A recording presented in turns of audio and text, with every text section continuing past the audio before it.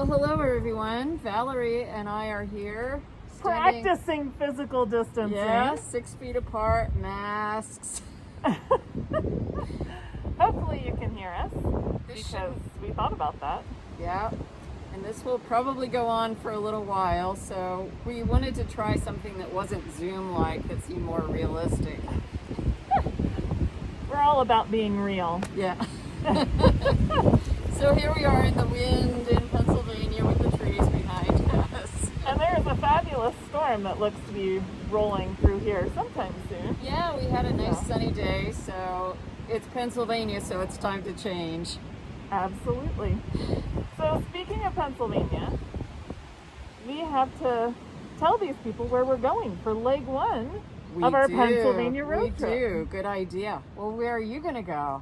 I'm going to stay pretty close to home. Okay. For this first stop, and I'm going to travel a few miles down the road to Center Hall, Pennsylvania, and visit the Grange Encampment and Fair that has been going on since the late 1800s every year as an annual adventure. It is the only tenting fair left in the country. That's pretty cool. That'll be fun.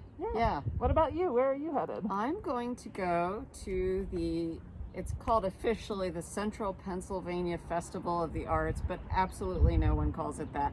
It's the Arts Fest. So that's happened every year since about 1967. I've been going to it a long time.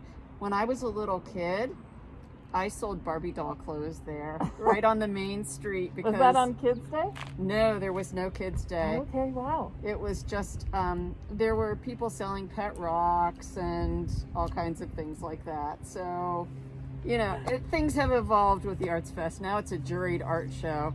Unfortunately, this year it won't take place. We don't know about the Grange Fair yet. Jury's still out on the Grange. Yeah. But the Arts Fest is actually going to take place online now. So we'll have a link in the pattern. And when it gets close to July, you can actually go online and see the kinds of things that we normally saw. So if you're not from Pennsylvania, this gives you an opportunity to see some really nice artwork that is there. It'll be virtual. So I have to mention, I like how you've tied your mask, Valerie. Why, thank you. Show everyone. So it's like going up over the top of my ponytail. She's got a bow. It's so cute. You have bows too, right? I have bows. Yeah, they're just not on the top of your head. Right.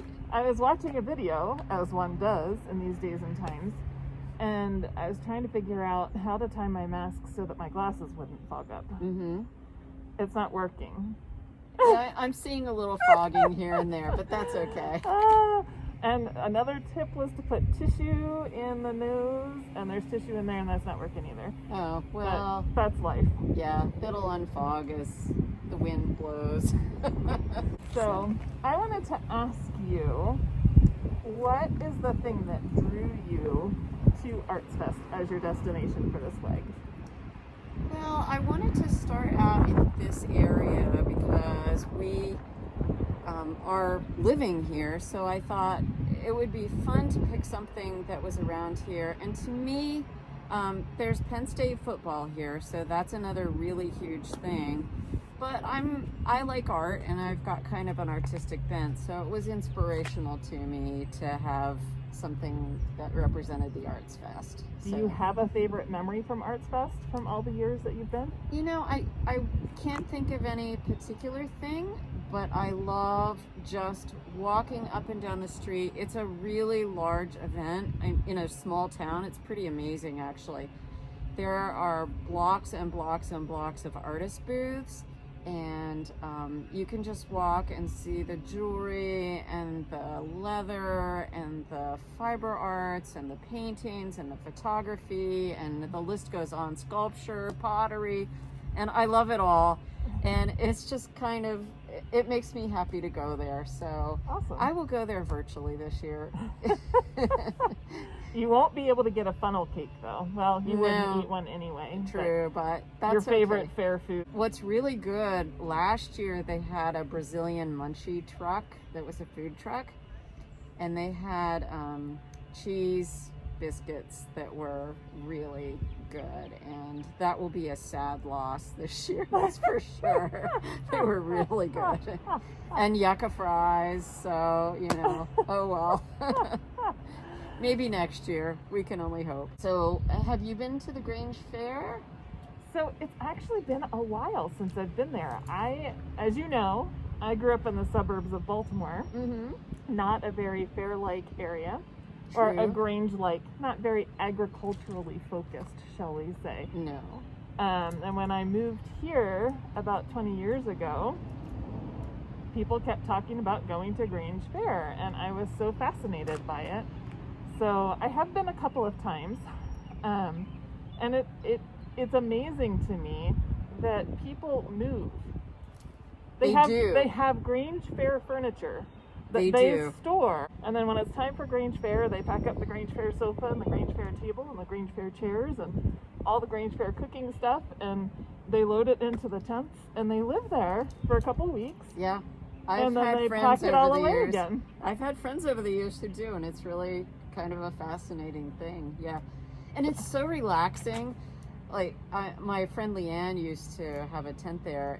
I don't think her family does anymore, but you would go there and everyone would just be like eating and hanging out and just doing nothing and chatting with the neighbors in the neighboring tents. It's so community oriented. These tents, people will them to the next generation. Yes. Like it's a property that can be willed, and so you have generation after generation of people who have just been living in the, dwelling in that same street or whatever for decades, and I think it's really, really cool. It is.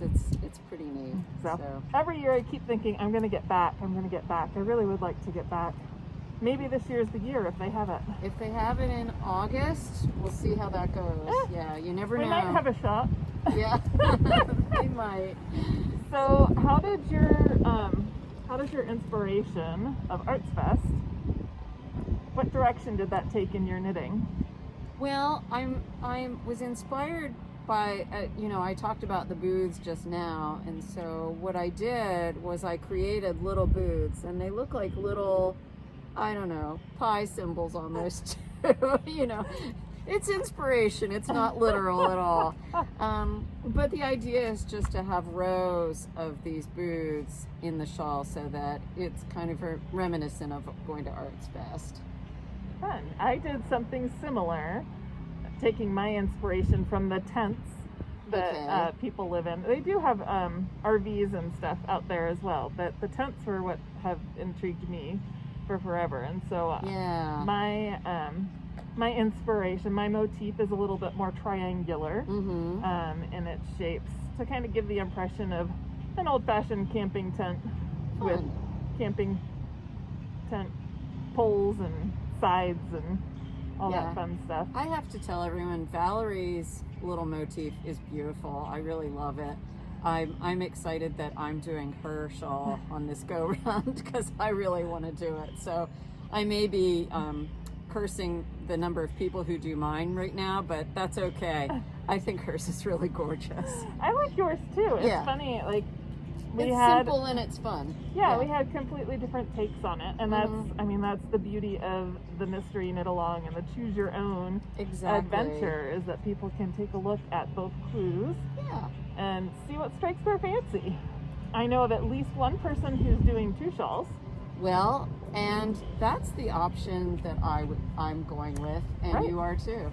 Actually, she's making 4, I think. I don't know how this woman does it. I really don't. This woman doesn't know either. Yeah. She's feeling a little behind right now because okay. I saw on Facebook last night someone saying they appreciated the time we were putting into that. Oh, that's nice. And that warmed my heart. Yeah. Because we have been working at this for months. We literally, our first meeting about this project was July 12th of 2019.